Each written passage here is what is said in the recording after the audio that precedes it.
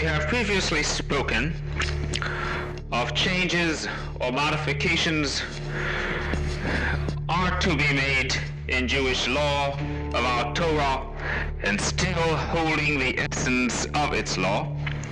We must ask the question, do we find that indeed such changes and modifications have been taking place throughout history of the Jew from the moment the Torah was given, or is this a modern innovation?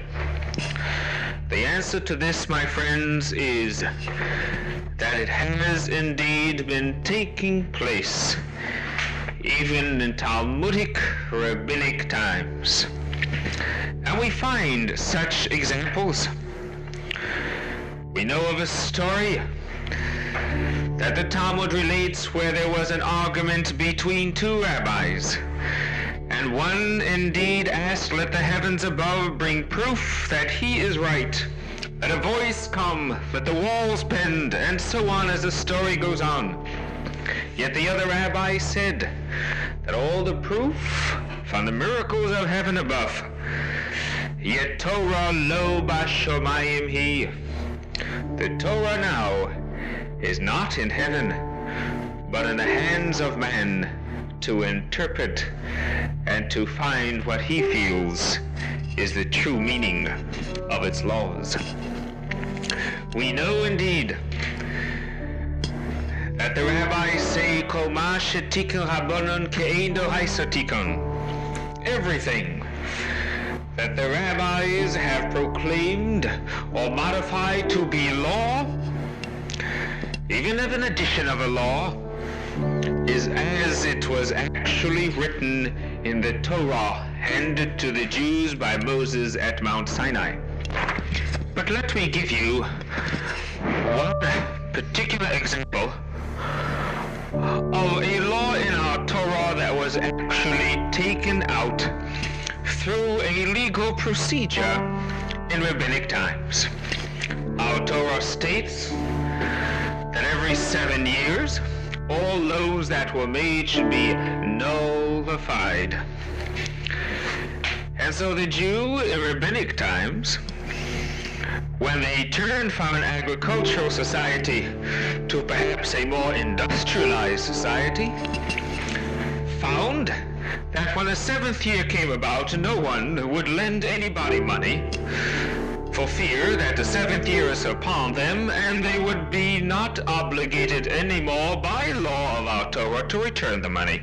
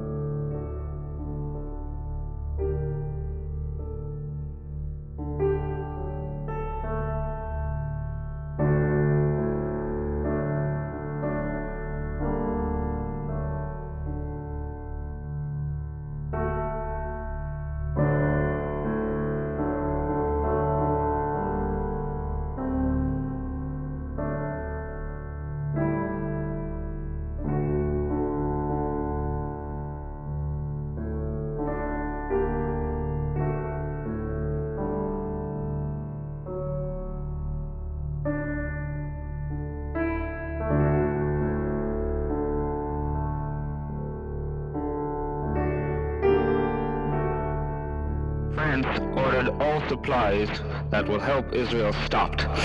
De Gaulle personally did this. I think he is reaching the age of senility. And the foreign minister's statement was so true when he called it a one-sided and arbitrary breach of agreements between states and a desire to harm Israel's defensive potential in its struggle against the constant hostility and aggression of the Arab states. He did send arms to the Arabs, but not to Israel. Where's his love thy neighbor and all that it implies?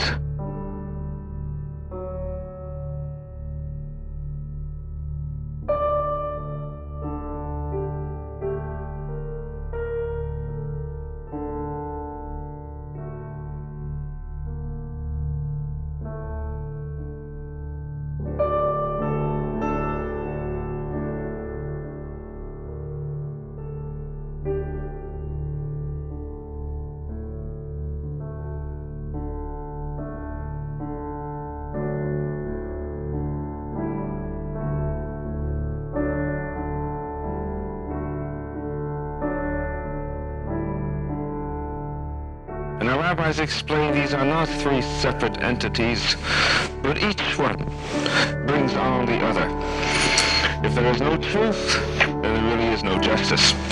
And if there's no justice, there cannot be any peace.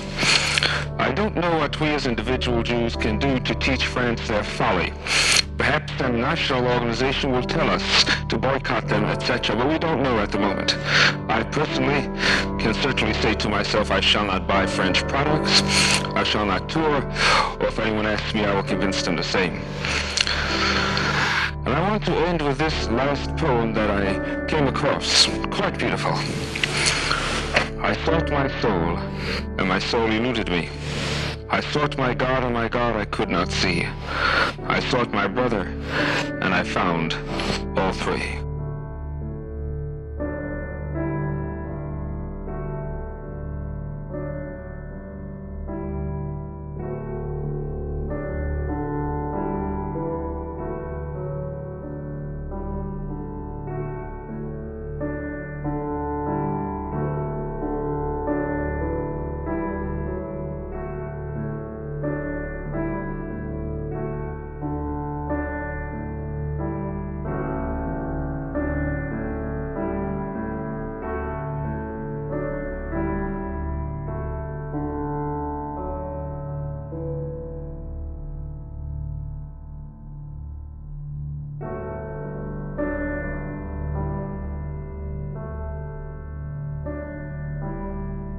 I'm in Israel. Went to a Sephardic synagogue. It was beautiful. Shabbos, Parshas, Bo. The trip to Israel was fascinating, fantastic, and indeed exhausting. We got up at 4:30 in the morning, the very first night, because we were going into the Sinai and security was essential. And early in the morning, even the Arab al-Fatah don't feel like attacking. And every other day we got up at 6:30 in the morning to get where we had to. And usually we went to sleep at 1:30 or 2 a.m., sometimes as late as 3 a.m. My friends, generally speaking, there was a feeling of assuredness and a feeling of pride with every single one that I've met. Every soldier, both man and woman, carried their own submachine guns. The law in Israel was that even if they were home for furlough, or if they were leaving to go home or going from one place to another, they had to carry their own guns, just in case time would be that they would be needed at the very moment. And everybody was proud to be in an army. There was no problems of volunteers. In fact, there was a shame if one for some reason or other was not accepted into the army. And this assuredness was not only among the soldiers, but this assuredness was seen among the women and among the children, among the old men, everyone, saying, let them try again and we will show them. Yet at the same time, along with this assuredness, there was no shame to say that they have fear. The al-Fatah was bothering them a little bit, even though they were saying we could take care of them. But they were afraid of pressure from America, and they were indeed afraid that they've got to hold out no matter the cost, and who knows where they could get the money for it. At 4:30 a.m. the first morning, we flew to El Arish. El Arish, mind you, was once an Egyptian airport for their army jets, and here we landed in it. And from El Arish we were escorted to Kantara. That was the particular area right at the Suez Canal where you've seen on your television screens where the prisoner exchanges took place. When we came to El Arish, we were escorted from there by bus to the city of Kantara, which was about 3 hours away. The jeeps were in front of us with machine guns, just like we see in the television program Rat Patrol. And of course there were machine guns in back. And the jeeps were all around the side of us. We didn't realize all we saw was only a jeep in the front and in the back. but when we stopped at the desert to get something to eat, we actually ate on the desert. And indeed, we were told there that whatever you eat, leave the desert as your garbage can, leave your papers and your bags there. We've gotten box lunches, just leave it around there. And we were told in 10 minutes later the Bedouin will be coming right at this road and nothing will be left. They will utilize the garbage and the paper and the trash. Everything is taken and picked up by the Bedouin. And that's exactly what did happen. But I recall when we were sitting out in this desert after an hour and a half of riding, and it was bitter cold, even in desert, that suddenly I saw not only two jeeps, the one in front and in back of the caravan of 4 buses, but there were 6 or 7 jeeps. And then I realized that they were on both sides of us in the desert, also actually surrounding our buses. But that's the way Israelis operate. We don't realize they're there, but they are there. I do want to say this, that the road we traveled on to Kantara was a road built by the British. And the city of El Arish was so beautiful that I think they should not give it back, and maybe some promoter from Miami Beach should one day build a hotel there. But it's as beautiful as in any place on Miami Beach. Really.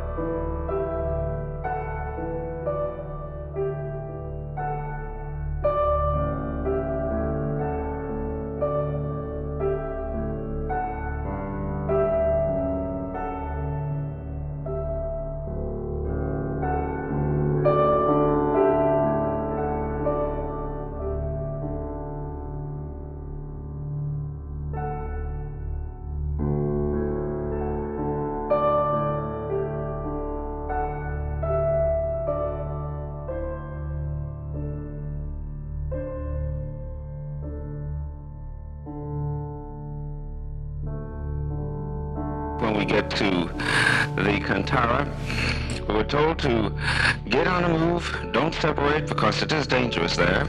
Or just the day before, 3 men were killed, or 3 men were hurt by a shelling from the Egyptian side.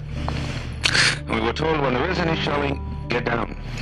And I recall when I was in Kantara, I was standing right at the Suez Canal next to a soldier. And he was looking with his binoculars across the canal and handed me the binoculars and says, "Here, look, see over there." And I look over my binoculars, and across the canal I see an Egyptian soldier with his binoculars looking at me. And I asked him, "How come you're not afraid and you stand this way right in the open?" And he answered 2 ways. He said, number 1, if they shoot, they can't hit the side of a barn. And number 2, if they shoot, they know that the entire area right across that canal will be flattened out within 5 minutes. So he's not afraid. Another expression I recall was used that don't call the famous wall the Wailing Wall, but the Western Wall. The Wailing Wall has now been switched to the building of the Ministry of Finance.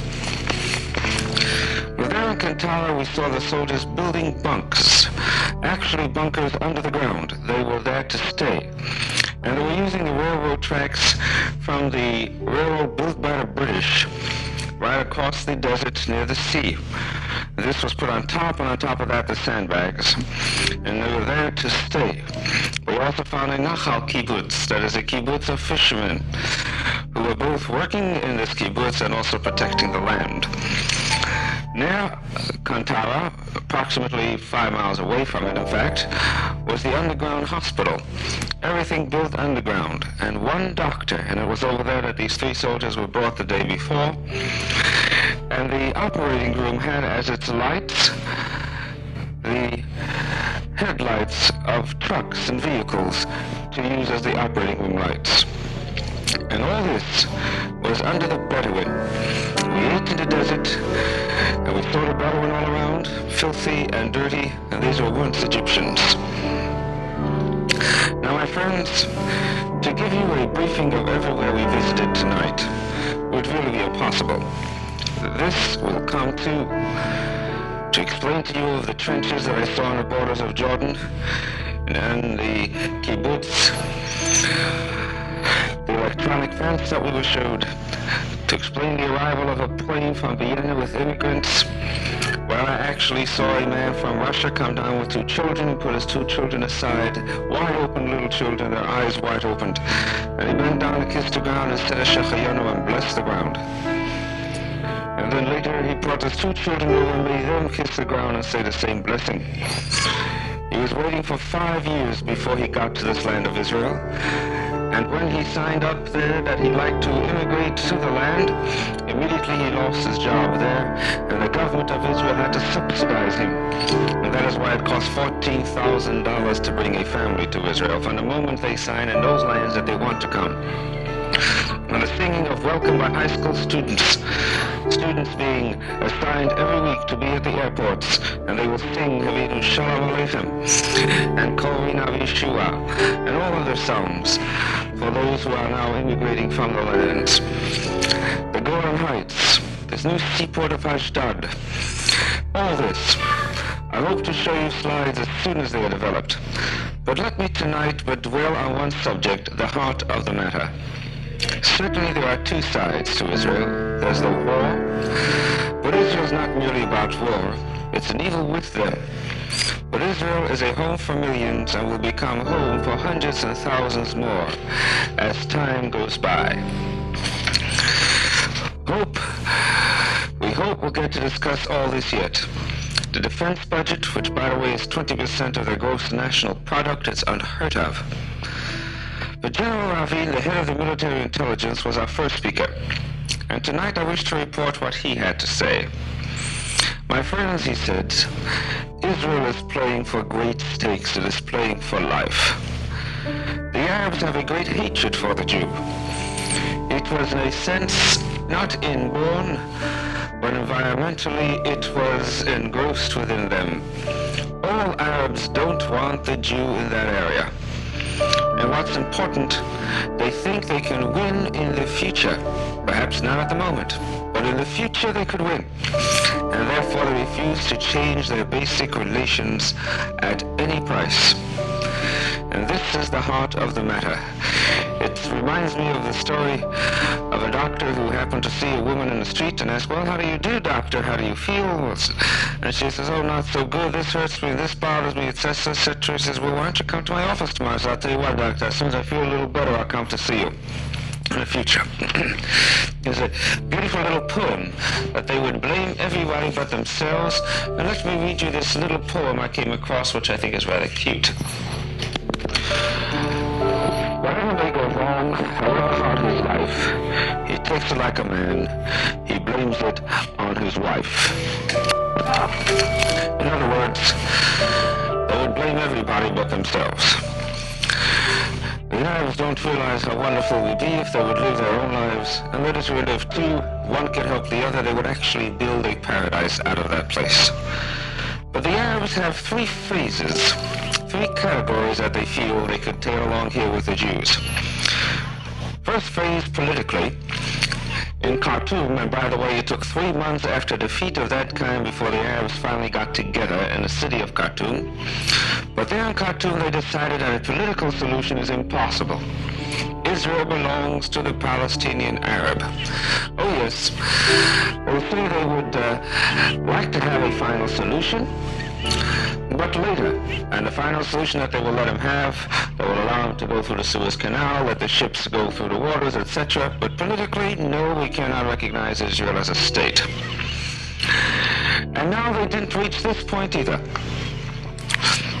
Now Israel knows that they will have pressure from the United States, pressure from world governments, etc.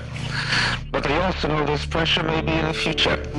As of now, they can wait. They will not change, and they will stick to themselves until this pressure is unbearable. And the Jews in the United States, we were told unashamedly, is the greatest asset to hold out the pressure for Israel now, and to hold the pressure as long as they can. Both politically and as well as financially, the Jews in the United States are the main buttress of keeping Israel holding on to what they feel is right. Now militarily, the Arabs feel they cannot take Israel on again. And France's embargo, whether you like it or not, was a great boon to the Arabs. Egypt got one and a half times more than they had before, and Syria 10% more than they had before. And Syria had their planes in bunkers so that Israel could not attack them like they have surprisingly attacked the Egyptian planes. They are in underground bunkers, but even then Israel knows how to get to them. But Israel wasn't sleeping either. They can't get from France, they get from other places. And only one thing, and this is that Israel cannot stand too much loss of life. The Arabs can continuously fight and lose life. But when Israel loses some life, it means a lot. Israel is not ashamed to say they can have a ratio of 4-1. Let the Arabs have 4 times as much as we. But what we have must be the best. The airplanes must be the best on the market, the tanks the best, everything the best. And we could take them on. Now Israel is always ready for a surprise attack. It may not happen to 70 or 71, but we must stand ready. And it is costly to live always under this type of tension. It is costly. Perhaps we don't see this tension outwardly in the open, but we see it through the army patrols moving continuously. We see it in the streets where we always find soldiers, both men and female. We see it in the businesses where people are continuously saying, well, who knows, tomorrow I may have to run away to the army, etc. It is costly. The third phase of the Arab resistance, even though these 2 phases were holding out, is what they call popular resistance. Literally, it is a continuing of the war using this instrument. It's an incessant war, and Israel must fight them incessantly. They have cooperation from Arab governments, but thank God they do not have any cooperation from the Arab in the occupied territories. And this is important. In guerrilla warfare, there are 3 stages, and I am not an armchair general, but this was explained to me. I am not even an armchair quarterback. Stages are terror. Now, terror is simply throwing a bomb here and there, terrorizing the populace. And the second stage is guerrilla uprising. And guerrilla uprising is from terror, whereby the occupants of the area themselves rise up.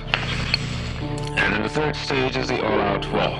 This is the rule of Mao Zedong, the rule of Castro, and we find this stage actually happening in Vietnam. It began with terrorism, and then a guerrilla uprising where themselves lead. And thank God, these people, the Al-Fatah, are still in the first stage. And they can be kept that way only with intensive effort, and sometimes very, very hard retaliations. In other words, yes, they can throw a bomb here and there, but with our intensive effort, we kill a lot of them. And we make it difficult for them. They know when they cross that border, they'll either be dead or they'll be in prison for the rest of their lives. And the population within the occupied territory do not move, and therefore the guerrilla uprising do not come. And we do this through 2 ways. Number 1, either by blowing up a few houses where these places were found, and therefore they know that if there is some sort of a guerrilla uprising of the populace themselves, it'll be nipped at the bud, and very strongly nipped. And another phase is perhaps being good to them. Let them go ahead and have their businesses. Do whatever you wish. Now why should they want to uprise and lose everything? In fact, if they went on strike with their stores, Israel made the rule that anybody that made a strike, their leaders had their stores closed. Oh yes, they could open up again if they get a new license reissued, and the license sometimes took as much as 4 or 5 months. Meanwhile, the 4 or 5 months let the Arab beg for his food, while there's all the friends who did not close their stores or did not decide this day I will be a hero among my own Arab friends and join the strike of some sort is making business fine. When he opened up his store after 5 months, he never closed it again. It's a tough game, my friends, and Israel must play rough. Otherwise, it will go into the guerrilla stage. We do know that none of the Arabs at all attacked any military installations. They couldn't get to it. And we, in turn, when we attack, it is only their military. In short, Israel will live in tension, and they'll need all their nerves, and they are not ashamed to say they'll need our help. And when they get our help financially and spiritually, then they will live forever. Am Yisrael Chai.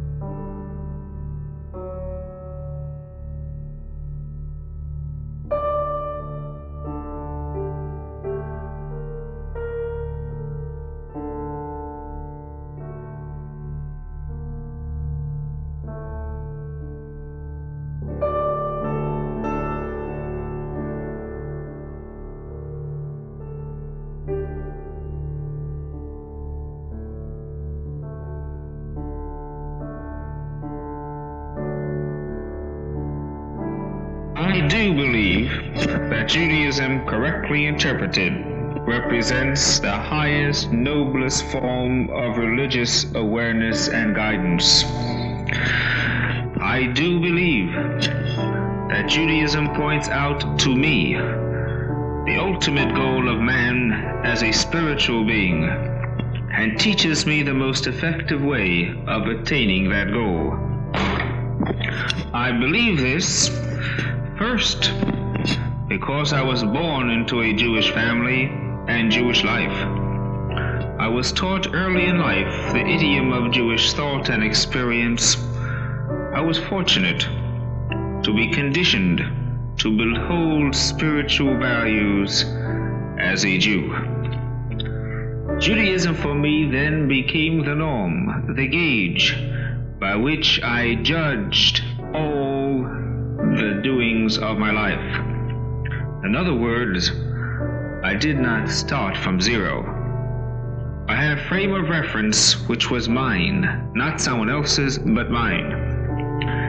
And once I started, and not from zero because my family gave me this Jewishness, then with study and maturity I became more convinced of Judaism's sublime character, of its theological nobility and its grandeur.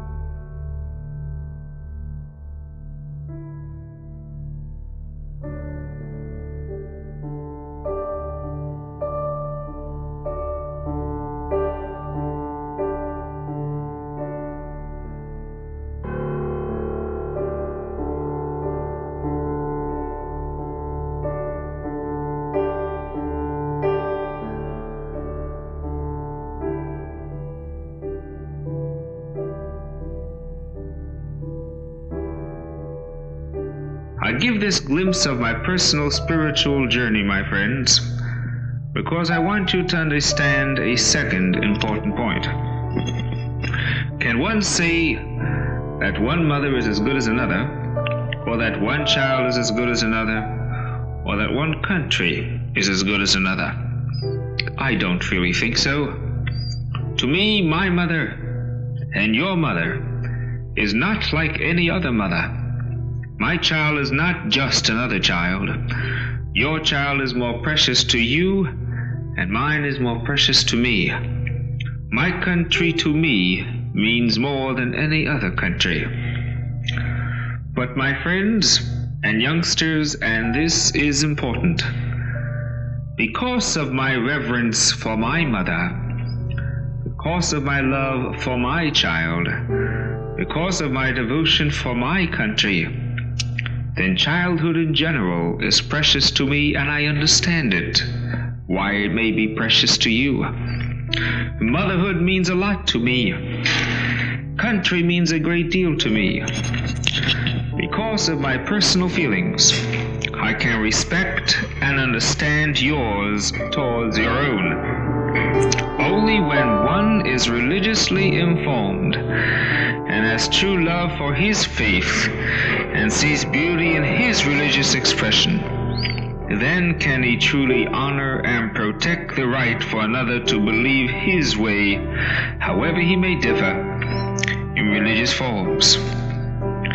Abraham converted people only to believe in God, not necessarily to follow his customs or his ways of observing his gods.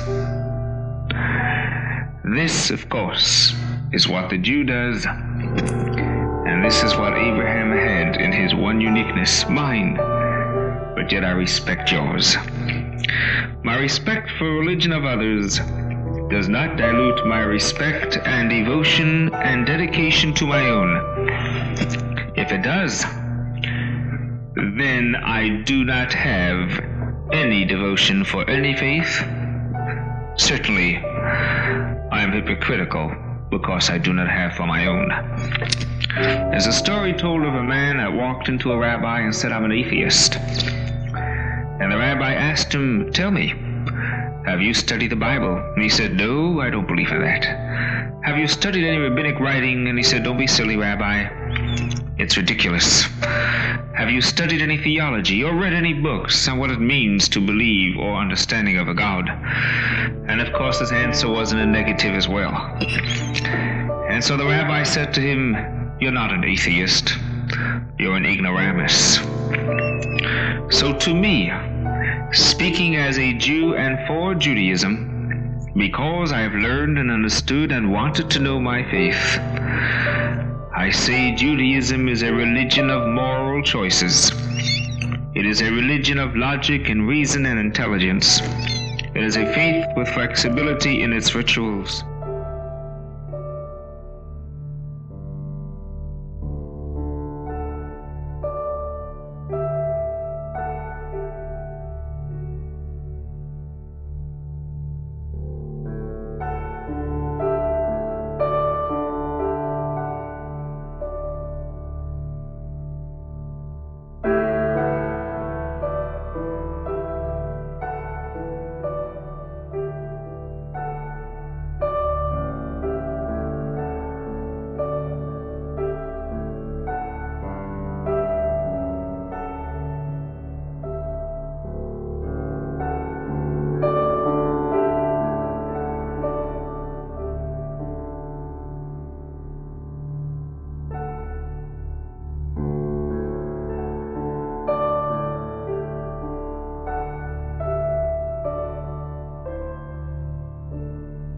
סוסוהו אחרי לבבכם ואחרי עיניכם, אשר אתם זונים אחריהם.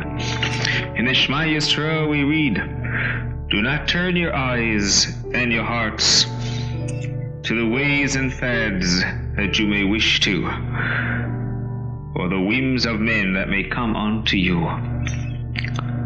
but to go and follow in the ways of God. For me, my faith guides and urges me to walk in God's ways." When to these, my youngsters and all my friends, is added the fact that when a Jew loyally identifies himself with his ancestral religion, he is standing in a historic continuity of over 4,000 years. His roots, then, are deep in history, and his vision is lofty as to the future.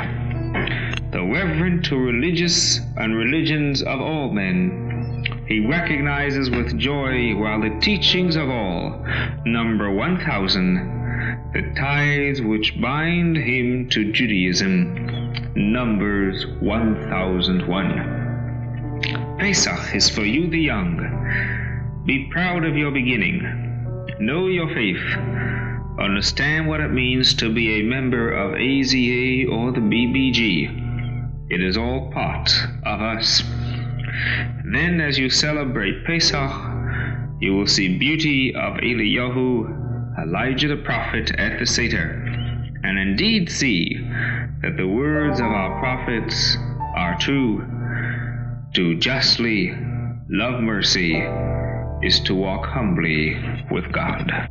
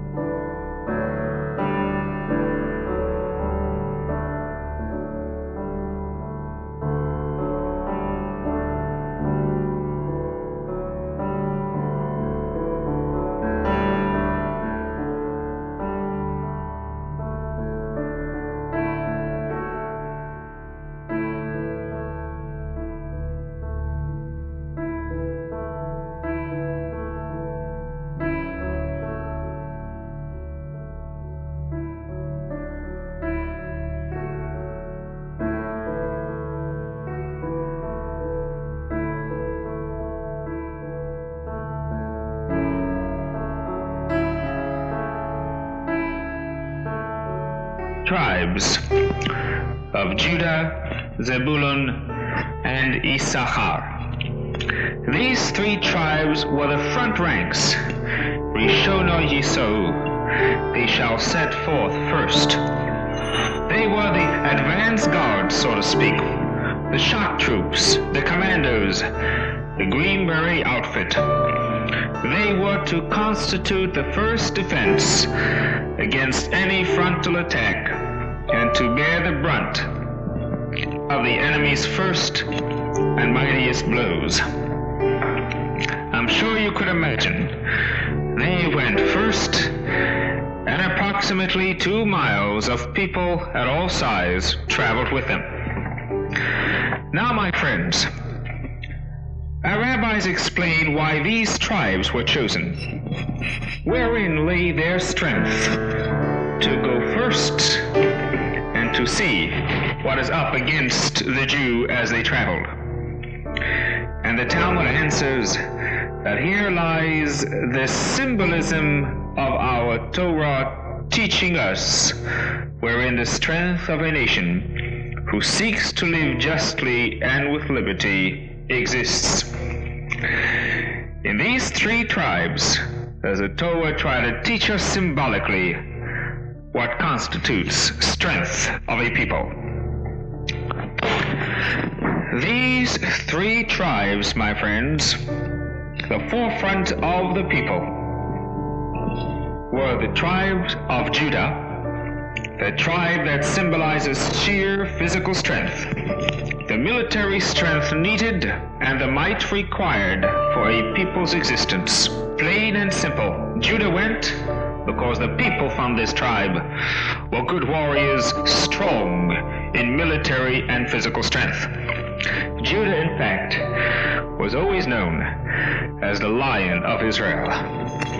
But with the tribe of Judah went along the second tribe to share the front with Judah. And this tribe was the tribe of Zebulun. This tribe, says our Talmud, was famed for its commercial activities, its talents and trade, its economic strength. The tribe of Zebulun, my friends, is symbolic of the economic resources necessary for a people's survival. A people cannot survive without the freedom and prosperity of a nation, without economic resources that come with this nation, without the freedom of its waterways and the freedom to fight, if must be, for a survival and for a livelihood for all within that nation. And this holds true to Israel today at this moment of great anxiety and possibility of war. Israel must live and can only live, and its right to have this life of an economic freedom and the right to survival and as America says, pursuit of happiness. Indeed, the tribe of Zebulun traveled with Judah. A nation must be with strength of a physical sense and strength in an economic sense. He must be at the side of the Lion of Judah. The tribe of Zebulun has for its flag ships, symbolic of commerce. The third tribe to share this front was Issachar, symbolic of another vital component in a people's strength. The tribe of Issachar was famous for the wisdom of its members, for the comprehension of what a new situation demands. It was the tribe of Issachar who was symbolic of universities and places of study and higher learning.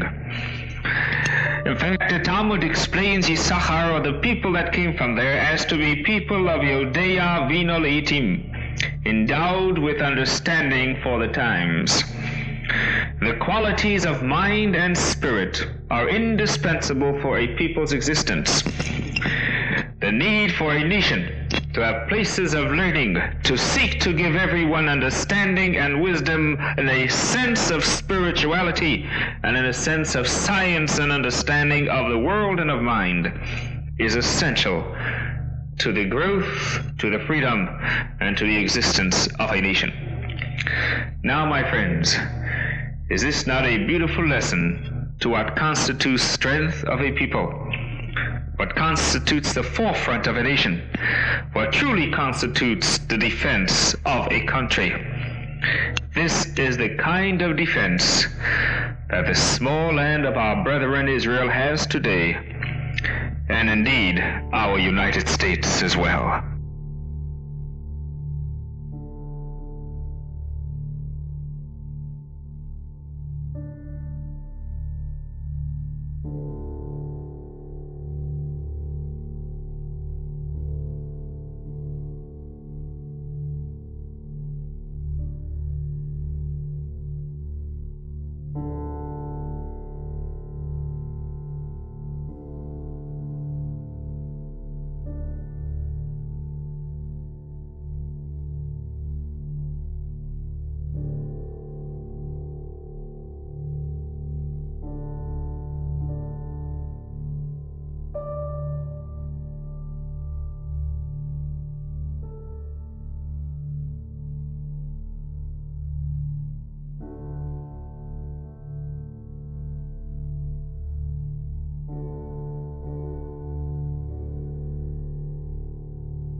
Let us rejoice and be glad thereon. With joyous spirits have we gathered this evening to celebrate the bar mitzvah of this spacious and magnificent edifice in thy name. Blessed art thou who hast given us life, sustained us, and privileged us to celebrate this festive occasion. 13 years have passed since this temple was organized on this site. Many were the trials and difficulties that loomed in the path, yet they toiled relentlessly and ceaselessly toward the end that their efforts might be crowned with fruit. Now that our Bar Mitzvah day came, we pour forth our gratitude to those with humble spirits and thankful hearts. Verily, how awe-inspiring is this place! It is none other than the house of God.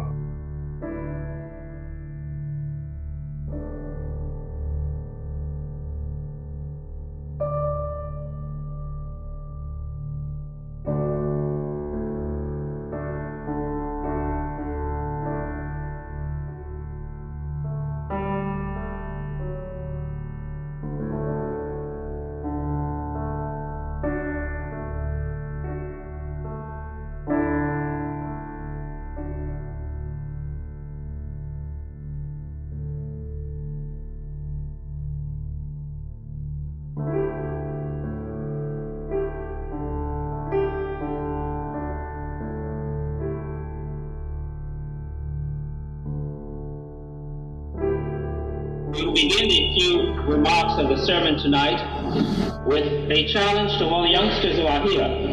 You will all receive, those who know the answer to this question will next week receive a small prize. So listen carefully to the question. The question is first, Adam had 3 sons. One was Cain, the other one was Abel, and then he had a 3rd son. If any youngster will be able to give me the name of the 3rd son that Adam had that's mentioned in our Bible, then you will receive a prize. You will receive 2 prizes if you'll also be able to tell me, since there are no girls mentioned, who the sons married and how. Now a few words in reference to a sermon. My dearest friends, we might call the Bible the book of God, for God does seem to hover over its prayers and over its pages. But it is no less true to call the Bible the book of man, the book which is preoccupied with the concerns of man. Indeed, one verse reads, Zeh Sefer Toldos Adam. This is the book of the generation of man. And our sages, some say it was a chassid, I have no idea who, but if it had been a chassid, a Hasidic sage, indeed is so true, he said that this one verse is the key to the entire Torah. You find in this book man in search of God, man in his human relationship, man as a citizen, man as a worker, man in the center of his family, man in the role of husband and wife relationship, man as parent-child relationship, man in relationship to his neighbor, man with the criminal impulses that often reside in him and compulsively controls him. We find in it man in every possible area of his life is portrayed in the verses of our Torah. Man in his saintliness and in his sinfulness, man the dreamer, man the destroyer, man the builder and the victor, and man the corrupter and the victim of his own devices. What great wisdom about man does it contain? What are its insights? What does it tell us about man that will help us now this time? Now indeed, my dearest friends, if we but look at our first Sedra of the Torah Bereshis, at that Sedra that we will read today, the beginning, and its deep symbolism and insights as interpreted by our sages, there is no end to its teachings to this very day.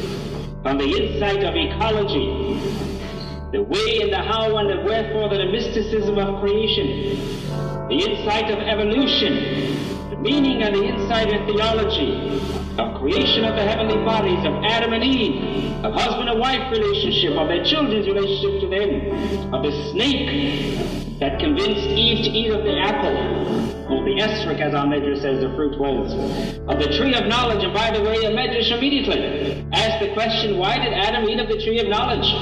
Why did Eve go to eat from the tree of life so he could live forever? And the answer, because the tree of life was encased in the tree of knowledge. In order to get there, you had to first eat of this tree of knowledge. The symbolism of what that means. The murder of Abel, the sweat of the brow, thou shalt eat thy bread. The mitzvah of multiply and fill the earth. Literally thousands upon thousands of philosophical Jewish insights in these verses of one Sedra of Bereshis. And tonight, my dearest friends, I want to pursue and analyze but one.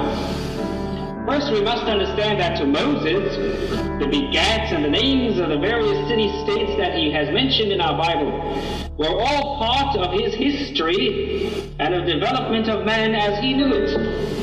Whether one can trace these people to have truly existed or whether they were part of the mythology of the day and the historicity of man's beginning that Moses knew, and then he Judaized and made to conform with that moral monotheistic philosophy of Judaism, is not the point. The point doesn't matter whether there really was a Noah or the Gilgamesh epic as we find in the Babylonians, whether the creation actually happened the way it did, or the Emunah Elish, as mythology says. In fact, Maimonides says whoever takes these words to be literally as it says is a fool. That's not the point. Our sages saw in every word Though Moses in his time studied this as history, this is the way they felt, this is the way those people at that time felt the world was created and what happened. But our sages saw in every word and every incident a lesson implied. For this is the book of the generation of man.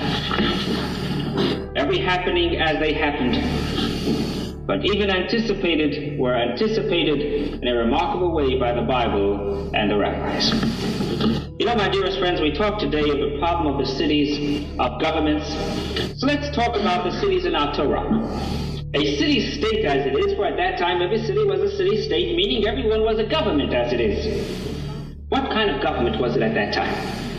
We find that there are 3 cities named in our Torah. One, in this very center of Bereshis, major city with a name, and then the other one in the story of Noah, in Parshas Noah, and the third city in the story of Abraham with Lech Lecha. Let's look at these for a moment.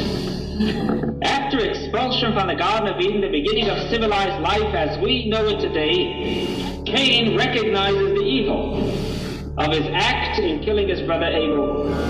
And now that he was repented, God promises to protect him. It is then that we read of the first city, or city-state, or government, to be created, to normalize life. And the Torah reads this way: Vayeda Cain es ishto, and Cain knew his wife, Vataher vatelet es Chanoch, and she gave birth to a son called Chanoch. The word Chanoch is from the Hebrew word chinuch, study, education. Beautiful name and concept that he gave him. Vayehi bana il, and then Cain built a city. Vayikra Shem beno Chanoch, and he named the city on that concept that he wanted his son to be the same name of his son. He called the city Chanoch. The name of the first city in the Bible, Chanoch, education. An admirable goal, a wonderful concept, a beautiful ideal. How did this develop? What was the nature of its educational goals? And we are given the answer in the very same chapter. The great-grandson of Chanoch, go 200 or 300 years later, as the city is developing and growing, people are not traveling from cave to cave, but now they are sort of in a sense as a community. Chanoch's great-grandson gives birth to 3 children. His great-grandson's name was Lemech. And these are the 3 children. Yuval. And our Torah says, what was Yuval? Yoshev Oel HaMikneh. He was the father of commerce. The second son, Yovel. Ish Chofesh Kino. He was the father of one who made instruments of music, or the father of culture. And Tuval Cain, Kol Chosh No Choshes Bazel. He was the father of copper and iron, or industry. Perhaps to Moses, this is of course the kind of concept or historicity as he knew who developed these concepts or these ideas. But look at the philosophy that our Torah teaches us.